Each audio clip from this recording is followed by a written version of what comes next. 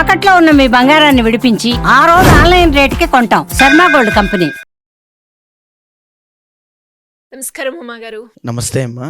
అక్షయ తృతీయ, ఈసారి అక్షయ తృతీయ ఏ రోజు వస్తుంది? దాంతోపాటు ఆ రోజు కనుక ఎవరైనా కూడా సద్వినియోగం చేసుకోవాలి అంటే ఎలా చేసుకోవచ్చు అంటారు? తప్పకుండా. అక్షయ తృతీయ ఏప్రిల్ 30వ తారీఖు వైశాఖ శుక్ల తదియ అని పిలువబడేటువంటి రోజున అక్షయ తృతీయగా మనందరం జరుపుకుంటూ ఉంటాం. అయితే ఈ వైశాఖ శుక్ల తదియ నాడు కృతయుగము ప్రారంభమైందంటండి. అందుకోసమే ఆ రోజున మనం ఏ పుణ్య కార్యక్రమము చేసినా, ఏ దాన ధర్మములు చేసినా, లేకపోతే ఏ పరిహారములు చేసినా, పితృతర్పణములు చేసినా, ఎలాంటివి ధ్యానము, జపము, హోమము ఏమి చేసినా సరే కోటి రెట్లు ఫలితాన్ని ఇస్తుంది. అంటే అక్షయం అవుతుంది. అందుకోసమే దాన్ని అక్షయ తృతీయ అని పిలుస్తూ ఉంటారు. అయితే జనరల్గానే యొక్క అక్షయ తృతీయ బుధవారము రావడం అనేటువంటిది చాలా రేర్ కాంబినేషన్, చాలా అరుదుగా వస్తూ ఉంటుంది. అందులోనూ అక్షయ తృతీయ రోహిణీ నక్షత్రంతో కూడి రావడం అనేటువంటిది ఇంకా అరుదుగా వస్తూ ఉంటుంది. అలాంటి కాంబినేషన్స్తో ఈ యొక్క సంవత్సరం ఏప్రిల్ 30వ తారీఖున అక్షయ తృతీయ వచ్చింది. చాలా మందికి ఉన్నటువంటి అపోహ ఏమిటి అంటే అమ్మ, అక్షయ తృతీయ నాడు బంగారము కొంటే అక్షయం అవుతుంది, చాలా ఎక్కువగా పెరుగుతుంది, మేము ధనవంతులు అవుతాం అనేటువంటి అపోహతో విపరీతంగా బంగారం కొంటూ ఉంటారు. కానీ అది నిజం కాదు. ఆ రోజున శాస్త్రము బంగారాన్ని దానం చేయమని చెప్పింది, భూమి దానం చేయమని చెప్పింది, గోదానము చేయమని చెప్పింది, లేని వాళ్ళకి అన్నదానము చేయమని చెప్పింది, జలదానము అంటే వాటర్ పంచమని చెప్పింది, చెప్పులు లేని వాళ్ళకి చెప్పులు ఇచ్చినా, పడుకోవడానికి వసతి లేని వాళ్ళకి ఒక దుప్పటో తలగడనో లేకపోతే ఏదైనా ఒక చాపో ఏదైనా ఇచ్చినా, లేకపోతే పెరుగు దానంగా ఇచ్చిన, గోధుమలు శనగలు ఈ రెండు, పెరుగు ఈ మూడు చాలా ముఖ్యమైనటువంటి అంశాలండి.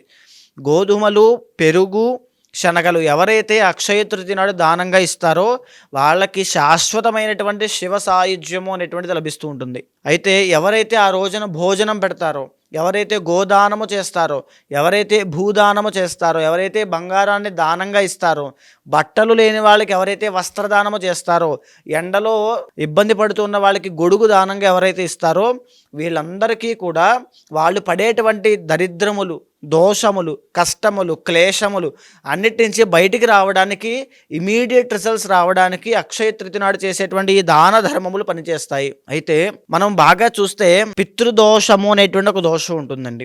దానివల్ల వివాహం కాని వాళ్ళు ఉంటారు, దానివల్ల సంతానము కలగనటువంటి వాళ్ళు ఉంటారు, దాని మూలాన సెటిల్మెంట్ లేకుండా ఇబ్బంది పడేవాళ్ళు, యాక్సిడెంట్స్ అయ్యేవాళ్ళు, కోర్టుల్లో కేసులు ఇరుక్కునే వాళ్ళు చాలామంది ఉంటారు.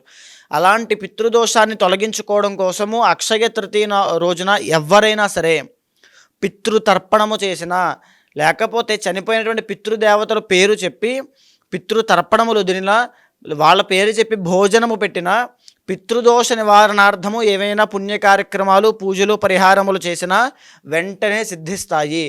అటువంటి గొప్ప తిథి అక్షయ తృతీయ. మనం బాగా చూస్తే అమ్మా, కుజదోషము, కాలసర్పదోషం అని రెండు ఉంటాయి. దాని మూలాన వైవాహిక జీవితంలో ఇబ్బంది పడుతున్నటువంటి ఆడవాళ్ళు చాలామంది ఉంటారు. భర్త సరిగ్గా పట్టించుకోవట్లేదు, అత్తగారి తరపున వేధింపులు, భర్త యొక్క ఆరోగ్యం బాగోట్లేదు, ఆర్థిక పరిస్థితి మెరుగ్గా లేదు, బాగా అన్నిటికంటే ముఖ్యమైనటువంటి సమస్య సంపాదించిన డబ్బు సంపాదించినట్టుగానే ఖర్చు అయిపోతుంది, రూపాయి కూడా నిలబడట్లేదు. ఈ ప్రాబ్లంకి కూడా సొల్యూషన్ అక్షయ తృతీయే. ఇలాంటి పుణ్యతిథులు, పుణ్య నక్షత్రములు, పుణ్యవారములు కలిసినటువంటి రోజున ఏదైతే మనము పుణ్య కార్యక్రమాలు, దాన ధర్మములు చేస్తామో మన కర్మ అనేటువంటిది నాశనం చేసుకుంటాము. అంటే మన పాప కర్మ దహింపజేసి మనము ఒక పుణ్య కార్యక్రమం చేయడం వల్ల వచ్చేటువంటి ఫలితాన్ని అనుభవిస్తాము. తరువాత చాలామంది రుణ బాధలు, అంటే అప్పుల బాధల్లో ఉండడము, బంగారము తాకట్టు పెట్టేటువంటి పరిస్థితుల్లోకి వెళ్ళడము, తరువాత ఇంకా చెప్పాలంటే వైవాహిక జీవితంలో వచ్చేటువంటి సమస్యల వల్ల సూసైడల్ టెండెన్సీస్ పుట్టడము, ఇవన్నీ కూడా ఒక మనఃక్లేశములు అంటారు. అంటే మానసిక ఒత్తిడి. ఇవన్నీ కూడా తీవ్రంగా ఇబ్బంది పడుతున్న వాళ్ళు కూడా అక్షయ తృతీయ నాడు కనుక పరిహారములు పర్సనల్ చార్ట్ ద్వారా చేసుకుంటే ఇమీడియట్ రిజల్ట్స్ అనేవి వెంటనే వాటి నుంచి బయటకు రాగలుగుతారమ్మా. కుంభరాశి వారు ఎవరైనా కూడా ఈ అక్షయ తృతీయ రోజు ఉపయోగించుకొని వారు ఏదైతే సమస్యలు ఎదుర్కొంటున్నారో దాన్ని క్లియర్ చేసుకోవాలి అంటే ఎలా ఉంటుందండి? తప్పకుండా అమ్మా. ఏదైతే కుంభరాశి వాళ్ళ కోసం మనం మాట్లాడుతున్నామో, ఈ అక్షయ తృతీయ కోసం చెప్తున్నాం కదండి, దాంట్లో భాగంగా కుంభరాశి వాళ్ళకి లాస్ట్ ఫేజ్ ఆఫ్ ఏలినాటి శని అనేటువంటిది నడుస్తుంది.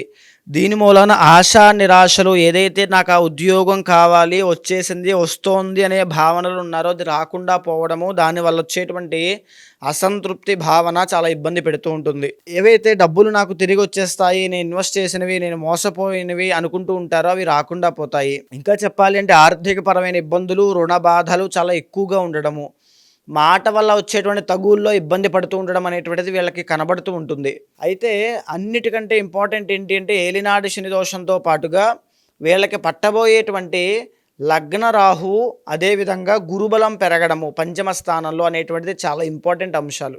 లగ్నంలోకి రాహు రావడం మూలన ఆరోగ్యపరమైన ఇబ్బందులు, అనవసరమైన ఖర్చులు ఎక్కువగా అయ్యే అవకాశం ఉంటుంది. పంచమంలో గురుడు రావడం మూలన సంతానం కోసం ప్రయత్నం చేస్తున్న వాళ్ళకి సంతాన యోగము, తర్వాత గొప్ప కీర్తి ప్రతిష్టలు, పేరు ప్రఖ్యాతలు వచ్చే అవకాశాలు వీళ్ళకి లభిస్తాయి. అయితే ఏదైతే ఏలినాడు శని లాస్ట్ ఫేజ్లో సంచారం చేస్తుందో ఆ శని భగవానుడు ఇక్కడ పట్టేటువంటి గురుని కూడా, అంటే గురుబలాన్ని కూడా వీక్ చేస్తూ ఉంటారు. దాని మూలన ఆర్థిక సమస్యల్లో ఎక్కువగా ఇబ్బంది పడే అవకాశం ఉంటుంది. కుంభరాశి వాళ్ళు ఈ వీడియో చూస్తున్నట్లయితే తప్పకుండా అక్షయ తృతీయ రోజున మహాలక్ష్మీదేవి యొక్క ఆరాధన చేయండి. గురుబలాన్ని ఇంకా పెంచడం కోసం, రాహుగ్రహ దోషం పోవడం కోసం చండీ హోమము కానీ, చండీ సప్తశతీ పారాయణ కానీ చేయండి. శ్రీదేవి ఖడ్గమాల స్తోత్రం కానీ చదవండి. తరువాత విష్ణు సహస్రనామ పారాయణ, లలితా సహస్రనామ పారాయణ తప్పకుండా చేయండి. కుంభరాశి వాళ్ళు ఇంకా బెటర్గా ఉండాలి మా లైఫ్లో అనుకుంటే కనుక, అంటే యాక్చువల్గా కుంభరాశి వాళ్ళకి the original 4th and 9th lord శుక్రుడు అవుతారు. అంటే వీళ్ళ జాతకం మారాలి అంటే శుక్రబలం చాలా బాగుండాలి. మహాలక్ష్మీదేవి అనుగ్రహం కావాలి. అక్షయ తృతీయ నాడు మహాలక్ష్మీదేవి యొక్క అనుగ్రహాన్ని పొందేటువంటి సమయం చాలా బాగుంటుంది. ఆ రోజున కనుక మీరు చేస్తే కుంభరాశి వాళ్ళు ఇమీడియట్గా రిజల్ట్స్ అనేవి చూస్తారు తప్పకుండా. దీంతో పాటుగానే లగ్న అంటే 1st and 12th lord ruled by Shani కాబట్టి కోర్టు వ్యవహారాలు, కేసులు, అనుకోని తగాదాల్లో ఇరుక్కోవడము, వెన్నుపూసకు సంబంధించిన ఇబ్బందులు, డయాబెటీస్, కీళ్లవాతము, జాయింట్ పెయిన్స్, సయాటికా, స్పాండిలైటిస్ సమస్యల్లో ఇబ్బంది పడుతూ ఉన్న వాళ్ళు, గ్యాస్ట్రిక్ ట్రబుల్తో, రెస్పిరేటరీ ప్రాబ్లమ్స్తో ఇబ్బంది పడుతూ ఉన్న వాళ్ళు, ఇంకా చెప్పాలి అంటే అధికమైన కోపము, ఆ కోపముతో వచ్చేటువంటి సమస్యలు, వాటి ద్వారా ఇబ్బంది పడుతున్న వాళ్ళు తప్పకుండా అక్షయ తృతీయ నాడు మీ యొక్క పర్సనల్ చార్ట్ చూసుకున్న తర్వాత దశ అంతర్దశలు బట్టి వచ్చేటువంటి ఆ గ్రహాల యొక్క అధిదైవాలకి సంబంధించిన శాంతి పూజలు వెంటనే ఆచరించండి. దీని మూలాన ఏదైతే సమస్య వల్ల మీరు బాధపడుతూ ఉన్నారో శీఘ్రమే వెంటనే దాని నుంచి ఉపశమనం పొందుతారు. అండ్ అక్షయ తృతీయ నాడు ఇందాక నేను చెప్పినటువంటి దాన ధర్మములు మాత్రము తప్పకుండా ఆచరించండి. శివ సాయుధ్యం అనేటువంటి దాన్ని పొందుతారు. ఎలా అండి ఎవరికైనా కూడా అంటే అక్షయ తృతీయ రోజు ఉపయోగించుకొని వాళ్ళు ఏదైతే సమస్యను ఎదుర్కొంటున్నారో దానికి సంబంధించి వారి యొక్క రాశులు, అలాగే వారి యొక్క పర్సనల్ చార్ట్ చూపించుకొని దానికి పరిష్కారం చేసుకోవాలి అంటే ఎలా ఉంటుంది? తప్పకుండా అమ్మ, మనం మాట్లాడుకునేటువంటి అంశం అంతా కూడా గోచారానికి సంబంధించిందండి. అయితే పర్సనల్ చార్ట్ అనేటువంటిది చాలా డిఫరెంట్గా ఉంటుంది. ఎవరైనా అలాంటి వాళ్ళు ఉంటే ఖచ్చితంగా మీకు కింద కనిపించే నెంబర్కి కాల్ చేసి పూర్తి వివరాలు తీసుకోవచ్చమ్మా. ఎందుకు అని అంటే గోచారము, గ్రహచారం అని రెండు వేరువేరుగా ఉంటాయి.